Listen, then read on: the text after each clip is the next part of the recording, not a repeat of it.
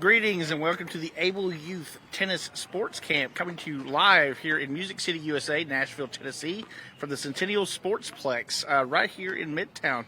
I'm your host, Cameron McCaslin, here with Amy Safel from Able Youth, joining us to talk about tennis today. Amy, welcome. Hey, I'm so excited to be here. I'm so excited for this moment. This is the first time that adaptive sports has been broadcast live in the state of Tennessee, and so this is a really exciting moment for everybody. I am so proud to be a part of this broadcast and for NECAT to be the one to bring that to air for the first time. Amy, I know you guys have been out here all weekend practicing tennis and getting things ready for today, and we've got a bit of a exhibition here for us happening right now. Not a straight match exactly, but we're hoping we can explain some of the rules and show some of the action that happens here. Tell us a little bit about what we're going to see today. Yeah, so we have been out here this weekend helping kids learn more about tennis.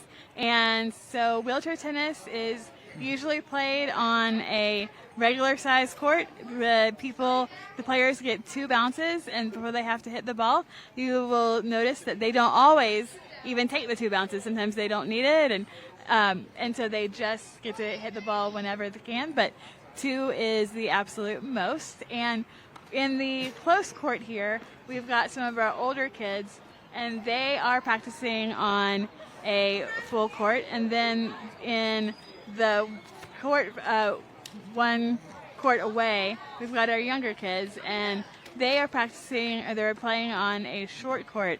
And tennis, the United States Tennis Association has really helped players really of all ages, and not just wheelchair players, but all of them, help them think differently about tennis. And so mostly you're used to seeing matches be on a full court, but if you want to create an event where it's shorter and so that it's easier for people to get to the ball, less movement, that is totally okay to do as well. And so that's what some of our younger kids are doing as their matches as well. They've yesterday kind of learned the technical side of tennis, and so they've learned forehands, backhands, and they've learned also volleys and then serves.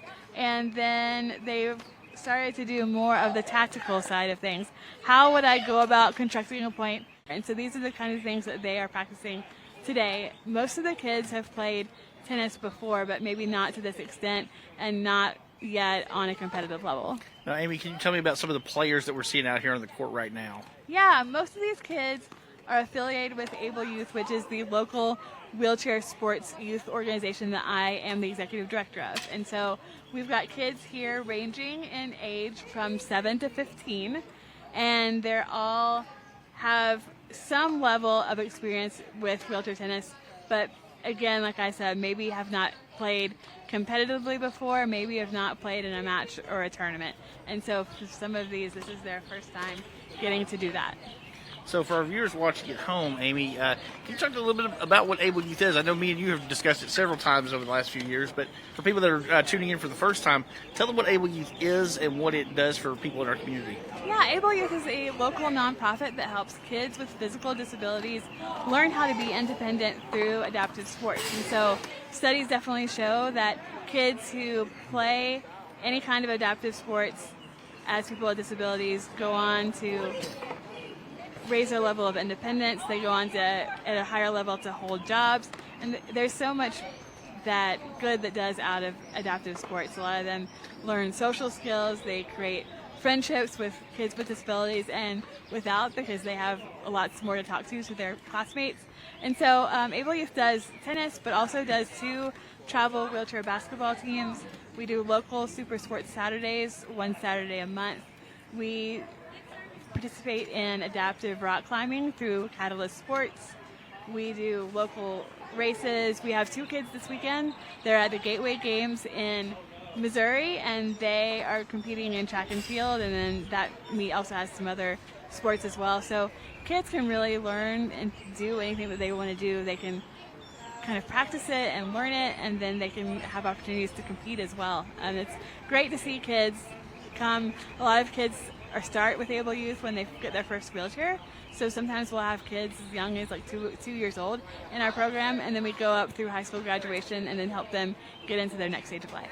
Now, Amy, I know you talked a little bit there about travel, and we've got some people that are from out of town today. Where are people coming from outside of Middle Tennessee?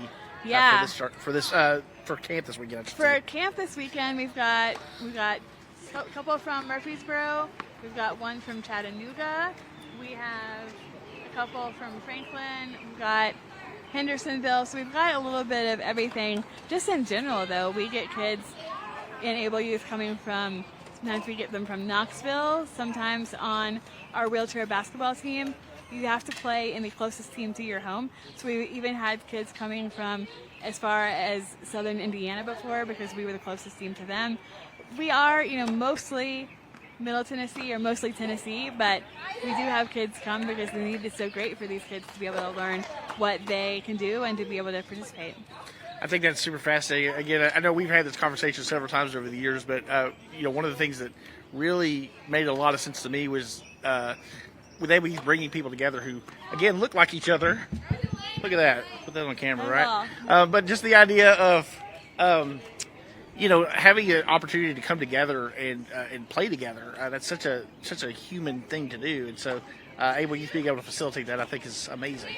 Yeah, we hear from families and kids all the time that, they may never have met anybody with a disability who is their age, or maybe hasn't met somebody with their specific disability who is their age. And so I think that it's really great for these kids to be able to, when all week long they don't see anybody else with a disability, that their whole week they come and they have friends here who have disabilities, and that they can become friends with people, and kind of everybody wants to be able to have somebody to relate to and to know that they go through the same things. And so I think that it's great for the kids to know that they have people who have the same frustrations or joys or anything that they do as well. Now, I know wheelchair tennis is coming up on 50 years of action, and Able Youth has some history with the founder of that. Can you talk to us a little bit about that? Yeah, so Able Youth was actually founded in the late 90s, and it's founded on wheelchair tennis as Able Youth's very first sport. Our founder, Rick Slaughter, is definitely still into tennis, still into wheelchair tennis, but he was a internationally ranked wheelchair tennis player in his early or late teens and early adult years, and so he started the program, and like I said, the first sport was wheelchair tennis and has grown since then. But Rick's history and his kind of journey to, after he acquired his disability, to being able to play wheelchair sports really just did him so much good in his life, and he was so grateful that he wanted everybody to be able to learn to play sports, and not necessarily for them to be the best athlete, but for them to learn the lessons and create the partnerships and the friendships and just all the benefits of adaptive sports. And so that's really his biggest objective, is for kids to be able to experience the joys of adaptive sports. I know you had mentioned at the top of the broadcast, this is the first time that we've put adaptive sports on television live in the state of Tennessee, but obviously NECAT and Able Youth have a long history at this point of working together through the basketball tournaments and things like that. And again, for the people watching at home who this may be their first time seeing any kind of sport like this, what are some of the other types of sports that Able Youth facilitates on their Super Saturdays and things like that? So Super Sports Saturdays, because it's 9 to noon, 3 hours, usually have. So a lot of times tennis is included, and then a lot of times basketball is included.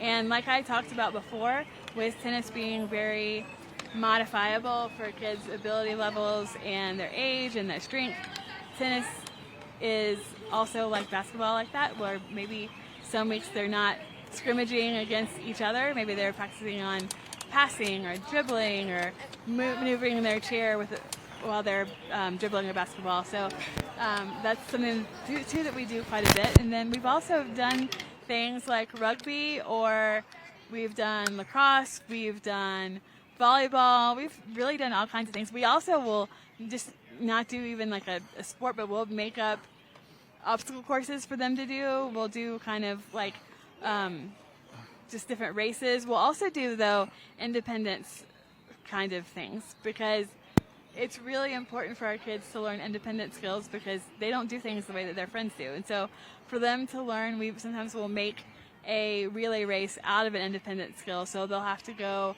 maybe to the other end of the gym and pick up like groceries and put them in a bag and figure out what's the best way for them to carry the grocery bags. Like they were bringing the groceries in from either their shopping or bringing them into the house. And so they can figure out, okay, what is my best way to do that?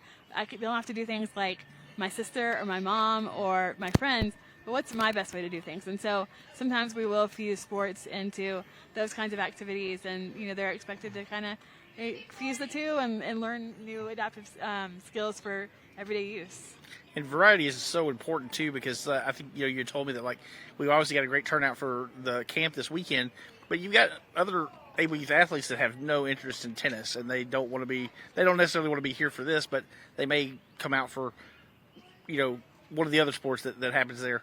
How many athletes do you think that are just like playing multiple sports at this point?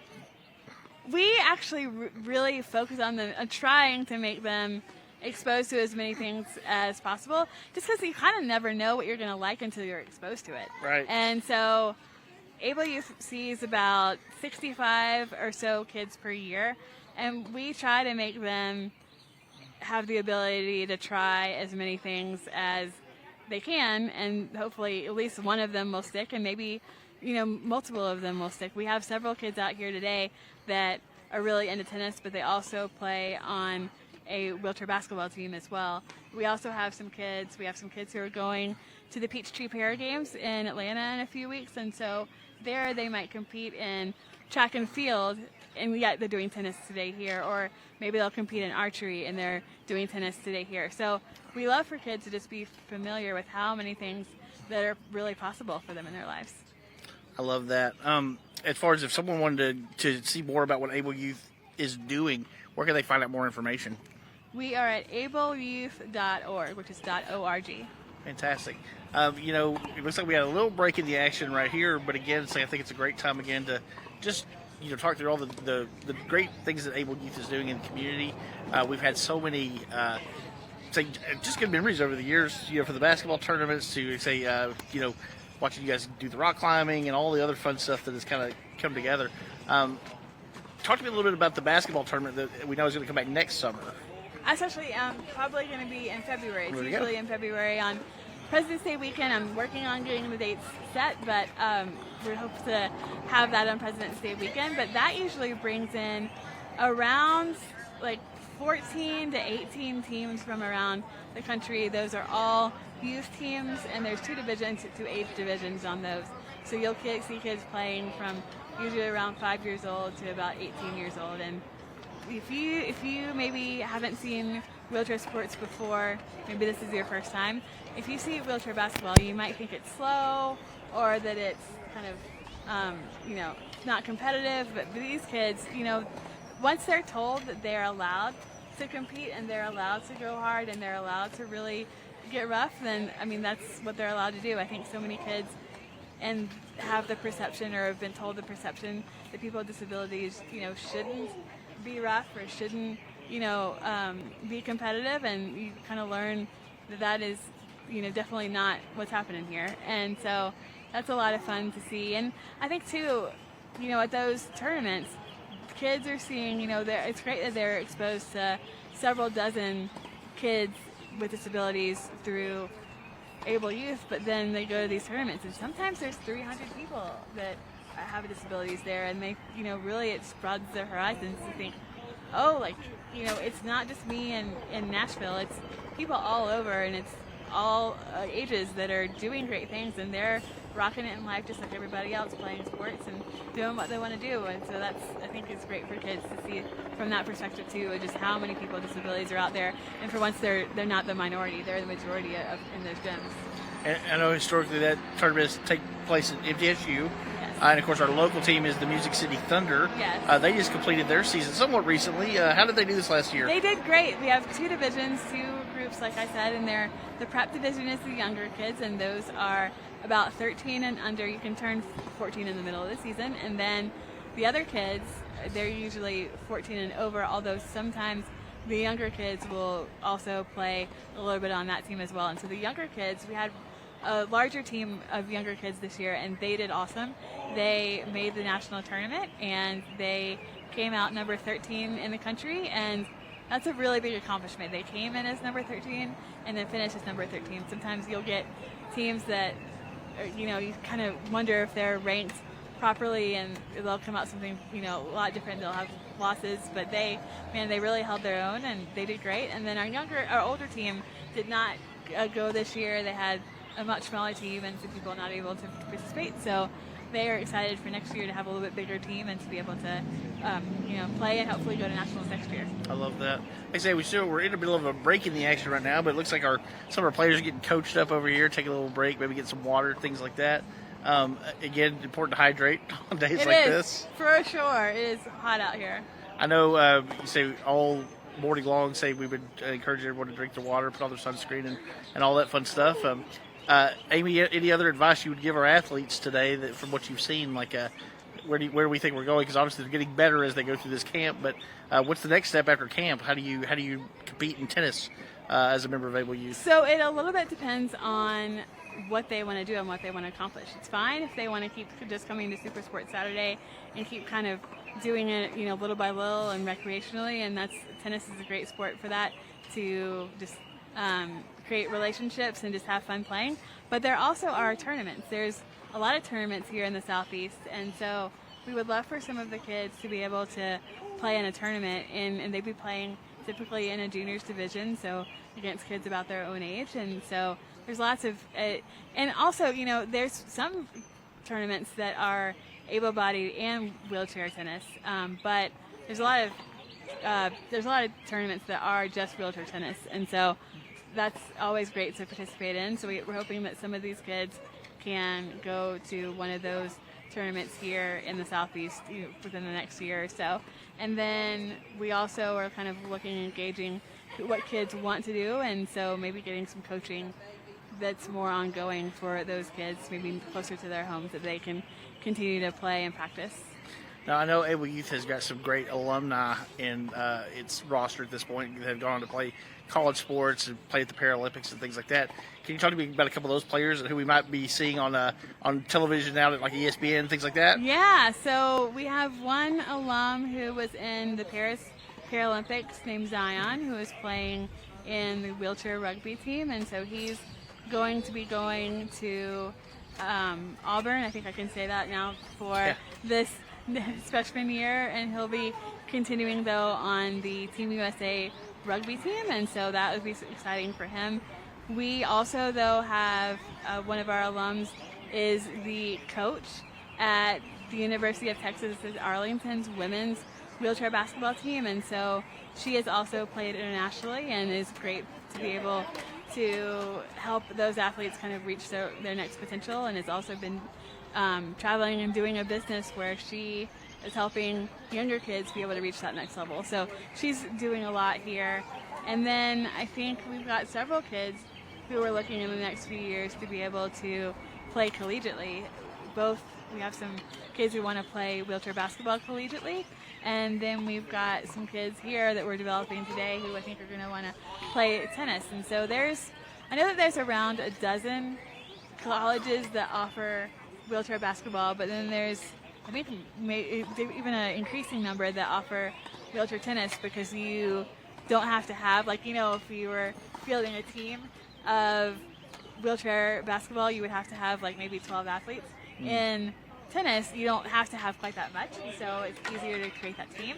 And so we're hoping that some of the kids will be able to play collegiately, and kind of as a result of this event, kind of have them work towards that. And so we have a couple kids wanting to do that as well. And so that's really a great thing for kids to do, is during the summer have kids or have coaches who are or have been collegiate athletes. We have one coach here who played actually both wheelchair basketball and wheelchair tennis at the University of Alabama. They're definitely a big team in adaptive athletics and adaptive sports. And then, there's several other about a dozen, like I said, colleges out there, and so some of them will be looking at going at going to camps for wheelchair basketball at those as well, so they get the experience of being on a college campus just in general as a student and kind of seeing what that's like, but then also getting coached by some coaches that are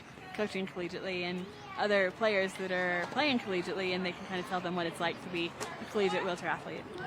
And Amy, it looks like we've got some players back on the court at this point to kind of again start our what we call it a scrimmage, or what we call it a presentation. It's not really a match, but they are kind of keeping score, but not exactly in the way that you would if you were to say watch the U.S. Open. But yeah, we have some kids on the far court serving, and they're serving to these girls here, and they are learning how to, when the ball is served, how quickly they have to move their chair, because you don't quite know where it's going, and they have to get their chair up there to be able to hit the ball and to return the ball.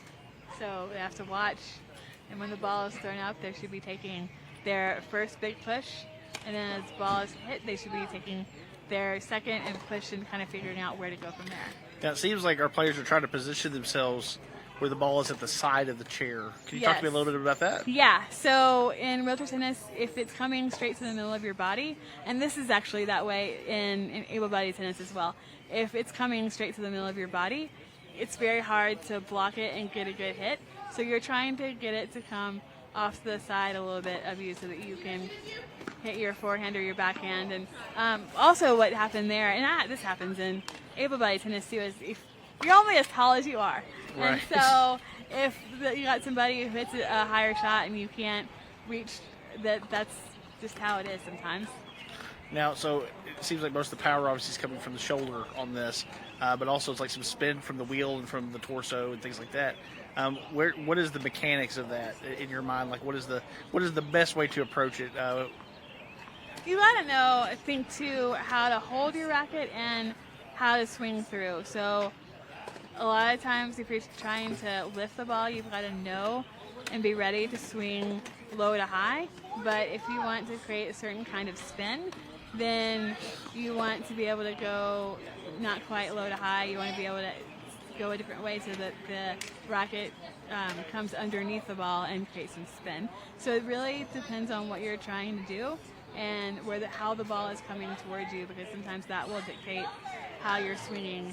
And so it kind of depends on what you're given and the shot that you want to choose and where your opponents are. If you realize that there's a hole in the middle and you want to try to hit it down the middle because there's no players there, then that's a great strategy as well. So it just kind of depends on where you are and where your opponents are. So it seems, traditionally, if you wanted to spin your chair like a 180-degree circle, you would grab one wheel and turn it one way and one wheel and turn it the other.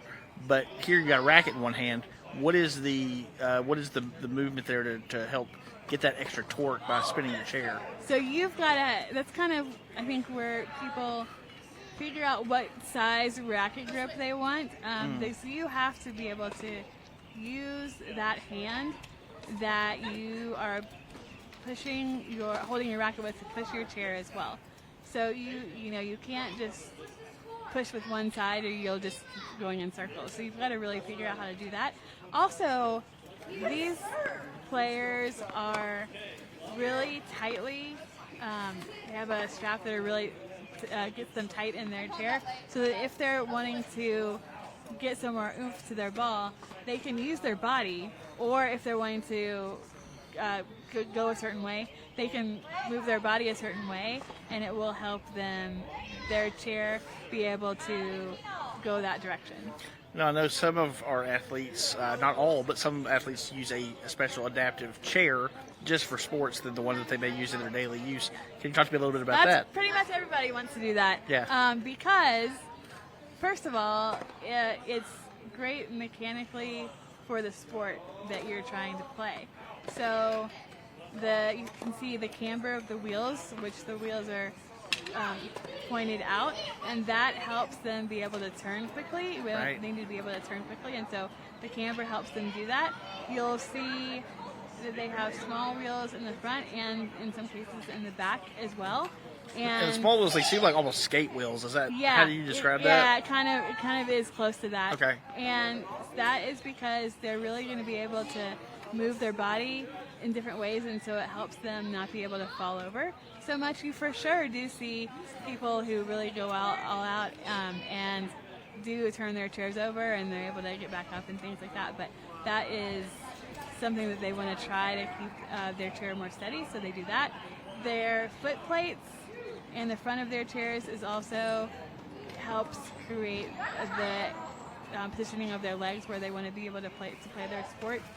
And so those are kind of the major differences in terms of tennis. You know, you try to figure out, I don't know that any of the kids right now have it this way, but they'll put their tennis ball that they're not using in their spokes a lot of times. Yeah. Sometimes they'll put it in their lap kind of underneath their strap, but they'll also put it in their spokes to be able to, when they're serving next and they get 2 serves, and they can just pull out the tennis ball to serve the next ball. And so that is something that they do in there. But the other thing too that I think sometimes people are like, well, why don't they just use their sports gear all day long? You don't fit through any doors. Right. You don't fit. You can't go to the bathroom. You can't get into your home. You can't really get anywhere. Well, and I would imagine too, not to get like too personal, but it's just like if you're out here sweating and doing all the things, it's like a pair of gym shorts where like you need to like for sure clean it up and air it out. Right? Yeah. You don't want to be using necessarily the same chair all the time. Yeah. So that is helpful for them to be able to do as well.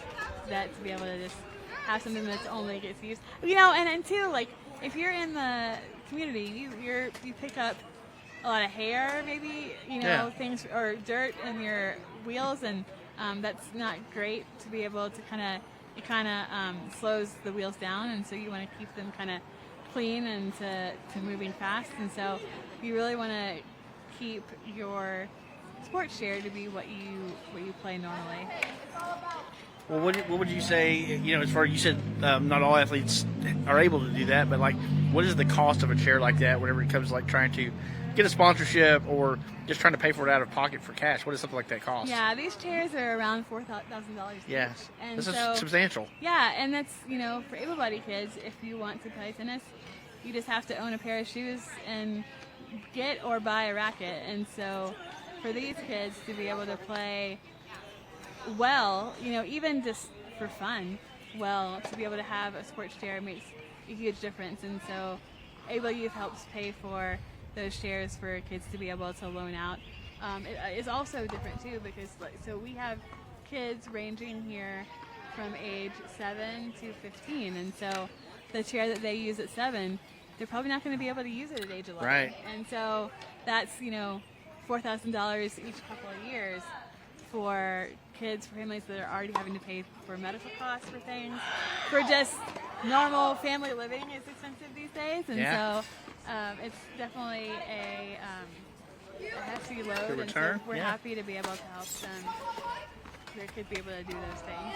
So Amy, I don't want to let that pass over again by giving people another chance to know where they can find out more about you, because there are the people that may want to come participate in something like camp or Super Sports Saturday, but you also may have people that just want to donate to help fund one of these chairs. Where can they do that? Anything helps. I know $4,000 sounds like a lot, but $5 or $10 adds up to those $4,000.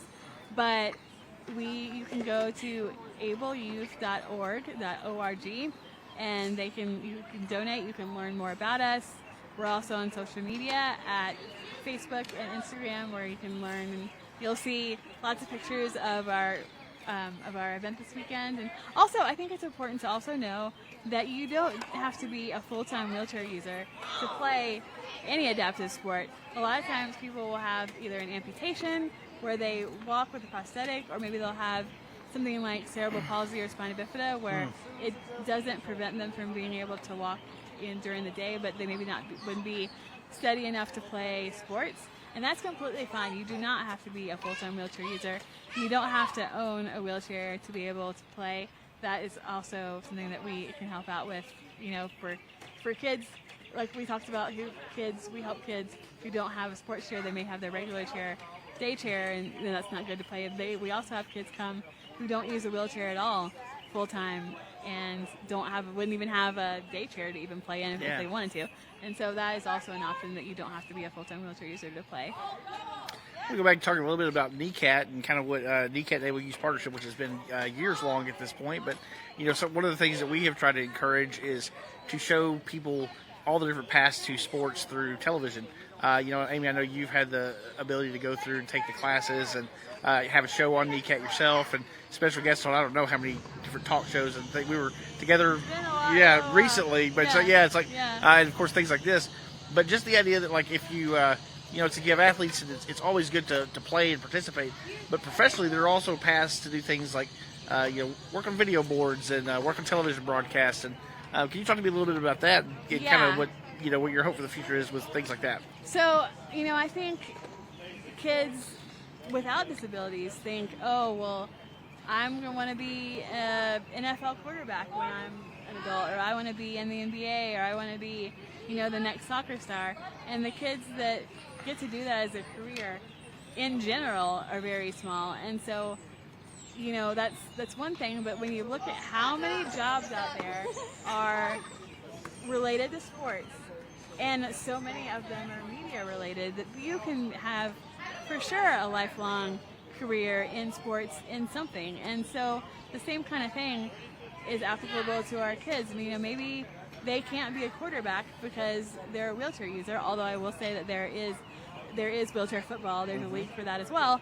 But, maybe that's not going to be their profession, but they can have a job in the NFL in media in all kinds of different ways. And so for our kids to be able to learn the skills behind the scenes with media, which NECAT has just been so grateful. We've been so grateful to NECAT to be able to help kids learn, and I think that they're really learning that there's so many ways to have a pathway as a career in sports. And when I said before that kids who play sports go on at a much higher level to be employed than kids who don't, then you're helping us prove that these kids can do it and help them kind of prove that statistic that they are very capable of having a job one day, and they're getting the training to be able to do that from a younger age. That was a good point there here at our exhibition match. So just someone come back over the net and saw a double bounce, which is the standard rule in wheelchair tennis, that everything is allowed 2 bounces, like Amy had said before, but not necessarily that they have to take it. And I think, too, here, also realizing that some of the goals is just practicing, and maybe they don't hit a perfect serve, which if you watch the U.S. Open, they don't get it right all the time either. Or, maybe they don't hit it over the net, but they got to the ball. They really, planned right and kind of the building blocks to being able to win that point were there. And, so it's all about learning this weekend. Oh, yeah, for sure. And again, it's like, we wouldn't compare this to something like Wimbledon or the U.S. Open anyways, because even for any kind of tennis, that's the best in the world. And that's really the only tennis that you see on television anymore is the best of the best players. And we like to hope that some of these players in the long run will represent their sport and be the best of the best. But like Amy said before, this is about learning this weekend, about an exhibition, kind of teaching each other how to play this sport and teaching everyone here at home watching on television some of the different rules and, again, just some of the different possibilities that are happening right here in Music City through Able Youth. And I think when you think about it, this started yesterday. So some of the kids have played some, but this is a little bit more intense. And so when you're thinking about some of these kids learned some of these skills yesterday.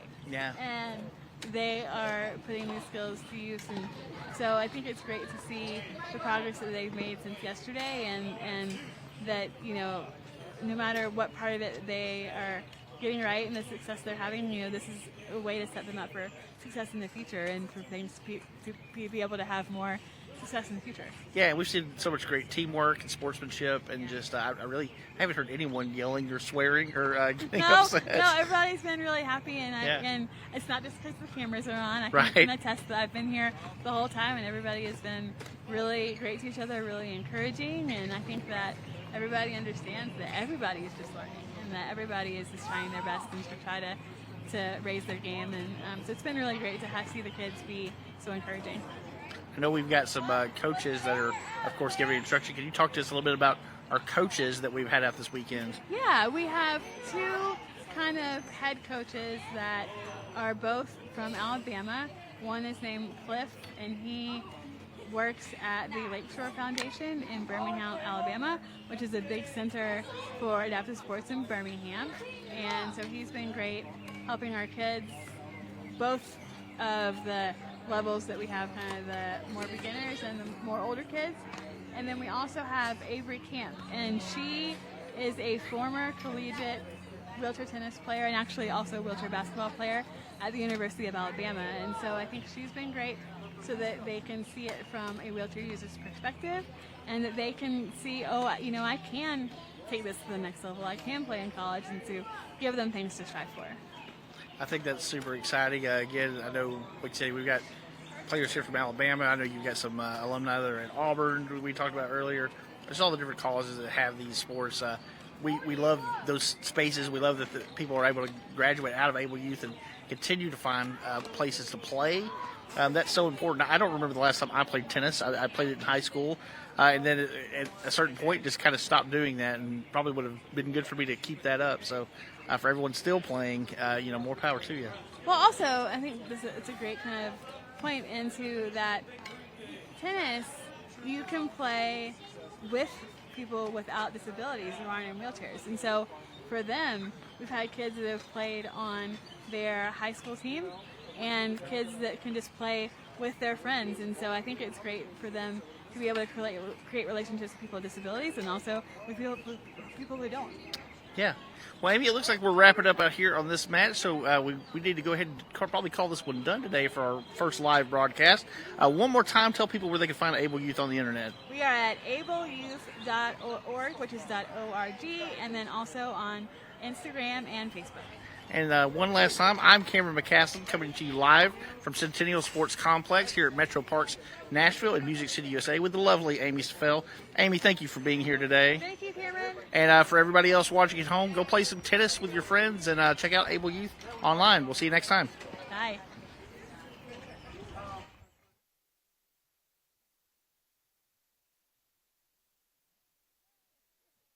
Hi, I'm Amy Stafel, Executive Director of Able Youth, and you're watching NECAT, Nashville's home for arts, education, and free speech, where you can watch athletes like myself compete in sports like basketball and tennis. To find out how you can make your own television program in Nashville, visit NECAT on the web at necatnetwork.org. And to see all the incredible things happening at Able Youth, visit us at ableyouth.org. My name is Amy Stafel, and I am the Executive Director of Able Youth. Able Youth helps kids with physical disabilities learn how to be independent using adaptive sports as a motivating catalyst for our kids to make those changes in life. Rick Slaughter started the Roots for Our program in 1997, but Able Youth became its own nonprofit in 2001. Rick Slaughter was a Nashvilleian who was in a car accident when he was in high school and became a wheelchair user. And it was a difficult process for him to be able to figure out what it was like to be a wheelchair user and how to be successful.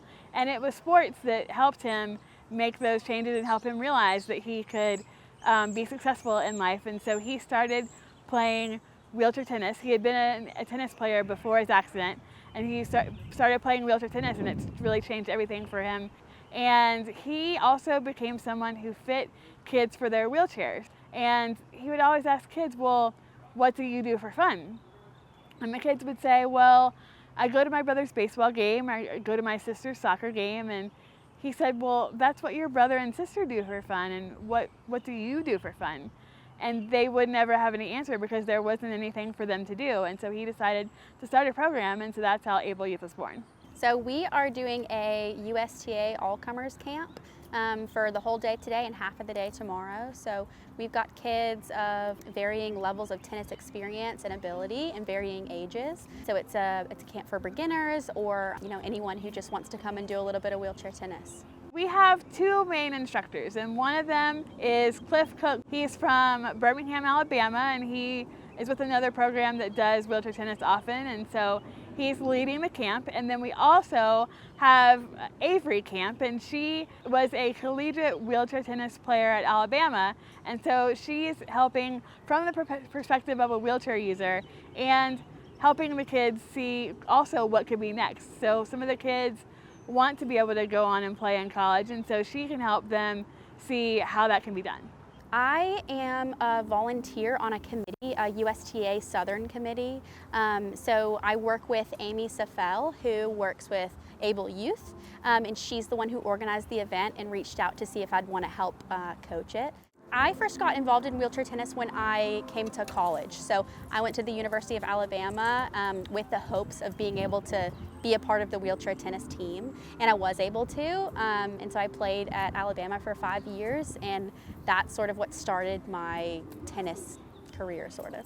So I was injured when I was in middle school. I didn't have access to adaptive sports really where I grew up. So I moved somewhere to go to school to be involved in adaptive sports.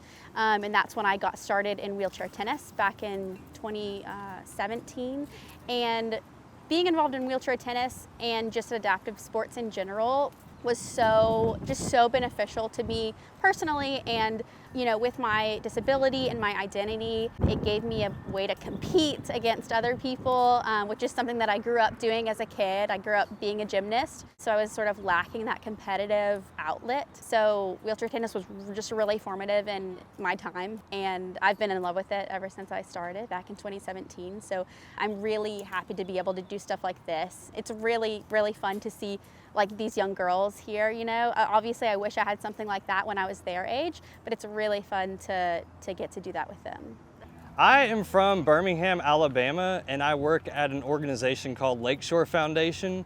We are an organization that provides programs for people with physical disabilities in the realm of recreation, athletics, fitness. We have an aquatic center.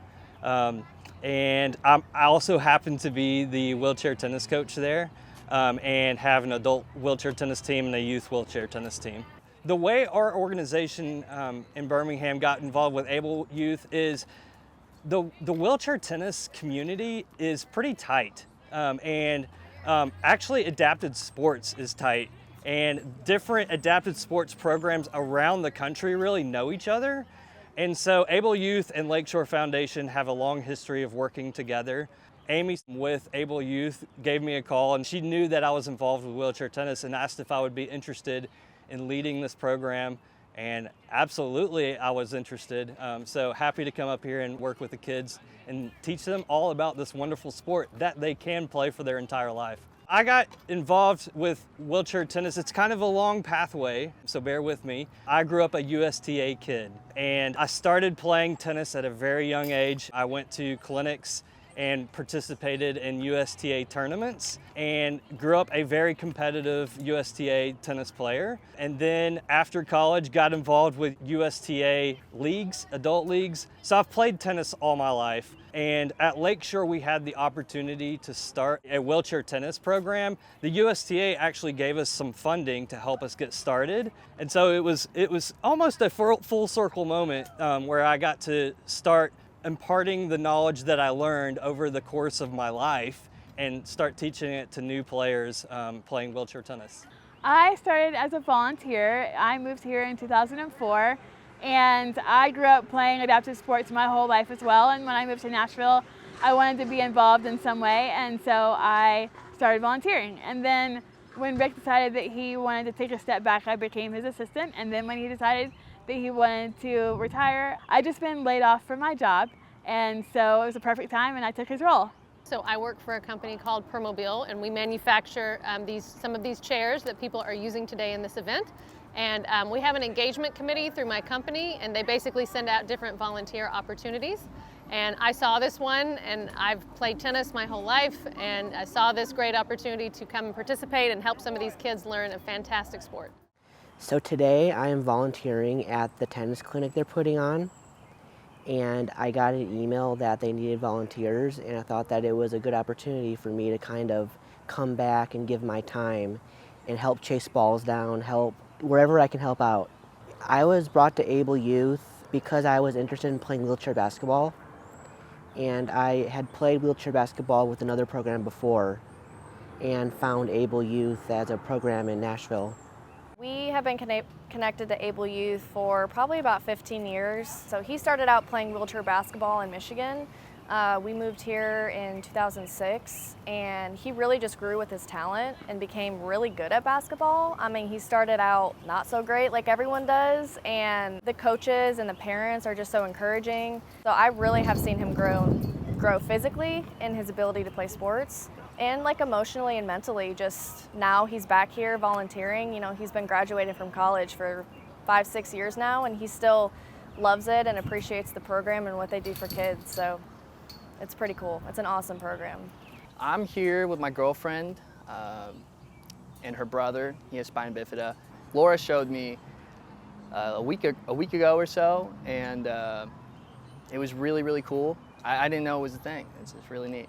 We have been following Able Youth for a couple of years, getting the emails. Our daughter has a rare bone disease. She had a rotation-plasty amputation in 2021 and is just limited in some of her mobility.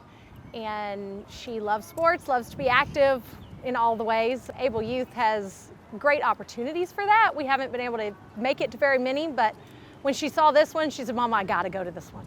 Our daughter's physical therapist let us know when she was when she was 1 about Able Youth, and we were very excited and came, soon after. And she's been coming almost every month ever since. Our daughter loves all kinds of sports, so tennis is one of them, swimming is another, and there's a wheelchair basketball team that I'm sure she'll be interested in at some point soon. I started as a tiny tot, probably, I don't know, age 3 or 4. I'd say I probably was in for about 10 years. I've played a little bit with Able Youth when I was participating in the program, and then I just started playing with the local team. So I did a lot of the Super Sports Saturdays with Able Youth, which was once a month, but I never was on the basketball team. I was on the wheelchair cheerleading team for the basketball team, which was a lot of like fun and dance routines and travel and stuff like that. It's really fun, I think, to introduce the kids to the sport if they haven't played before, and just being around other wheelchair users, I think is really important. I know it was really important for me as a kid. It's still important to me now, so I'm glad they're getting that exposure to tennis and to the community. Well, it has already brought tears to my eyes multiple times because Alex has wanted to try tennis for years, and it just hasn't been something we've had the opportunity to try. And just the smile on her face and all the kids, they're clearly having a blast. Opportunities like this where they are with other kids who are like them, not in the same ways, they don't share the same challenges, but they all understand each other's challenges to some degree. They get an opportunity to not be the different one. They get to fit in and really be a part. She tells us often after these events, things like this, when we leave here, it was a time that she wasn't stared at. She wasn't the one that was the odd man out. It's been so wonderful for her to have what we really can't give to her as parents because we don't have that understanding of her experience. There's a lot of things that she's learned from her peers that really have increased her confidence. So navigating going down a hill in a wheelchair, she was able to learn that from one of her peers, the best way to do that. And she's had so much more confidence, in her community, around curbs and around hills and things like that from a young age, learning that from her friend. It takes more than just yourself to be able to grow up. It takes that community of people that are similar to you to kind of help each other out and hopefully give you the confidence and abilities as you're graduating high school to be able to go out and leave Able Youth and do whatever you want to do. I think confidence is really important. I think I saw a lot of growth for me in that, just being around other wheelchair users, because being in Able Youth and then the programs that I found through Able Youth was my only exposure to other wheelchair users until I was maybe 16 and found other people online. So in my daily life, I didn't have any other wheelchair users to look up to. I know when I was younger, seeing other people about my age was a great experience for me, just seeing what my future could look like. So I just think that's a really important thing throughout all of this. The adults in Able Youth really encourage you to do as much as you can on your own. So even just learning how to pick up a basketball or how to open a door, they let you struggle with it enough so that you learn how to do it on your own.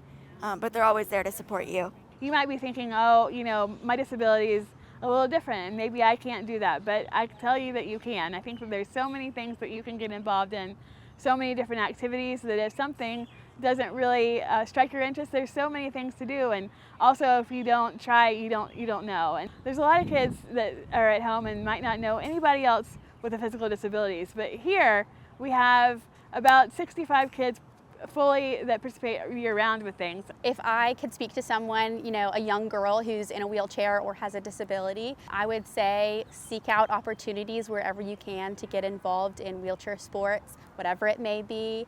Try whatever you can and just get involved, because there are so many opportunities once you're in that world and in that space of adaptive sports. I've been to so many places, so many different countries competing wheelchair tennis. And if I could have told myself that when I was, a little middle schooler, I think it really would have given me a great outlook on just seeing what was out there and what was possible. So it opens up a lot of opportunities for things. I would say that it's good to always give something a new opportunity and to just try things out, even if you think you might not like it, and to not let you get to yourself and be like, I can't do it, because you most definitely can if you put work in. I would say give it a try. It's definitely scary and maybe intimidating at first, but just give it a try. The community is very warm and welcome, and being able to play adaptive sports is such a unique opportunity that doesn't just help you athletically, but you certainly learn other skills outside of athletics that will help you the rest of your life. So you kind of get to learn two things at once, the sport and the other skills that come with it for life.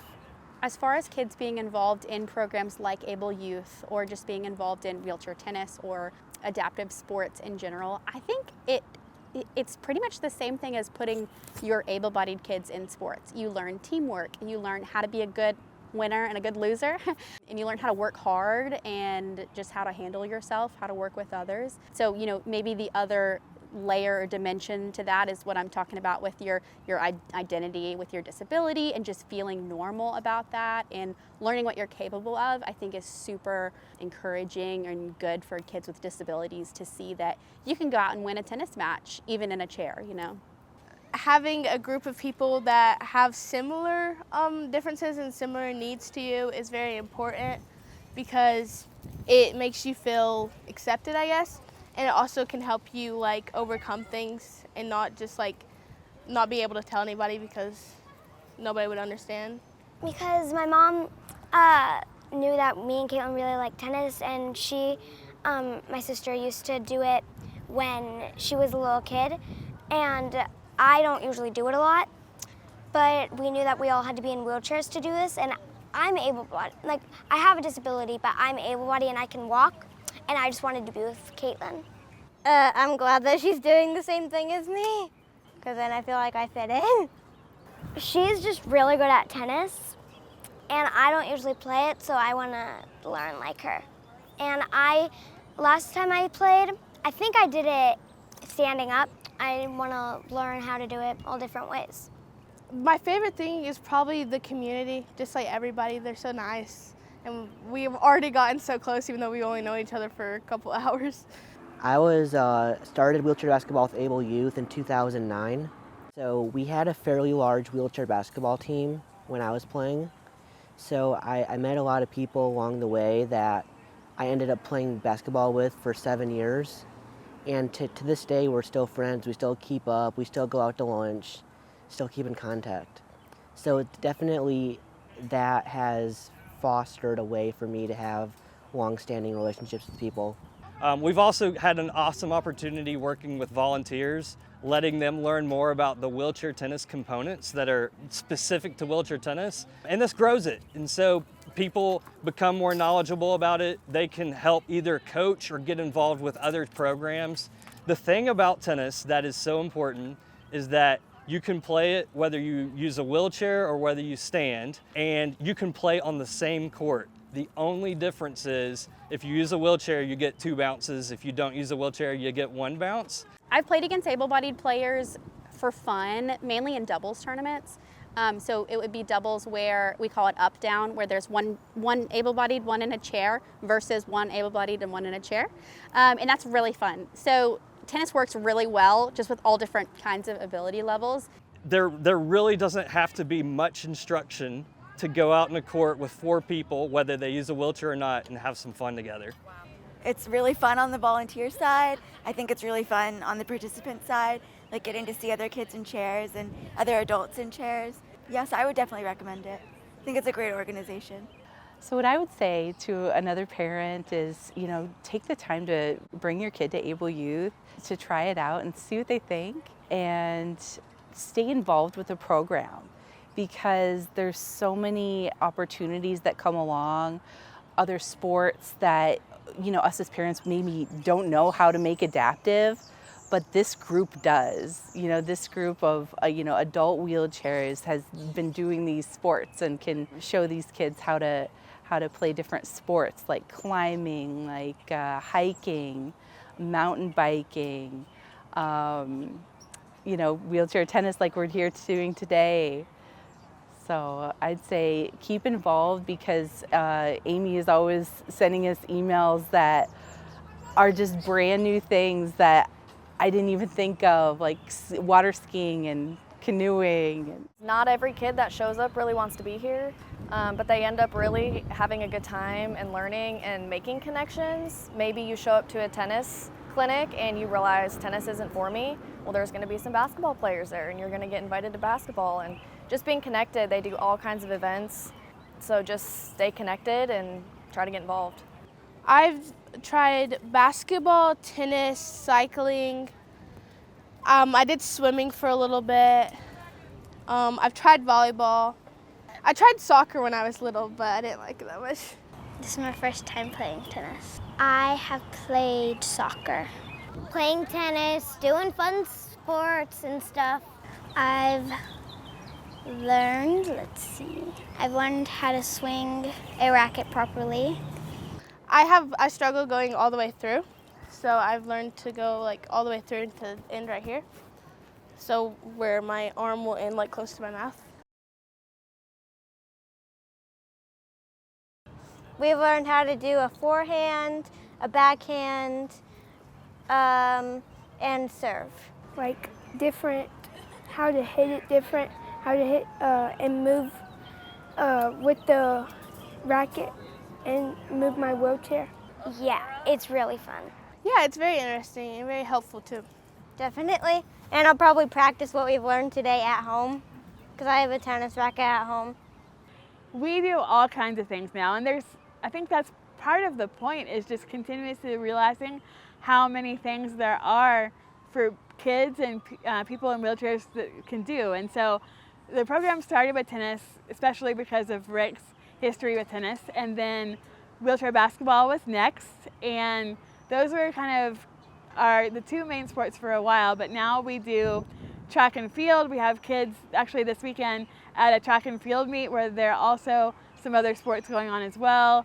And there's adaptive rock climbing in town. There's wheelchair races that are road races, 5Ks and things like that we'll do. We also have Super Sports Saturday, which is our monthly gathering of kids, and we do all kinds of games that aren't competitive, but just ways for kids to get to know and get to learn different sports. We've done volleyball, we've done lacrosse, and then sometimes we'll just make up fun games that are just fun for kids to do, or we'll do different relays to anybody else who might want to come volunteer or even donate. Kids today are playing in special wheelchairs that are made just for sports, and those can cost thousands of dollars. And kids who don't have disabilities, really all they need to do to be able to get into a sport is have some shoes. And so it's much different for our kids. They also, if they're competitive, they might not be able to participate just at the rec center close to their house. It takes travel and things, and so there's a lot of expenses that are involved in adaptive sports more than just able-bodied sports. So we're always really appreciative of our donors, and we definitely do need volunteers a lot of times as well. Thank you, Able Youth, for making this an option for Alex and all these other children.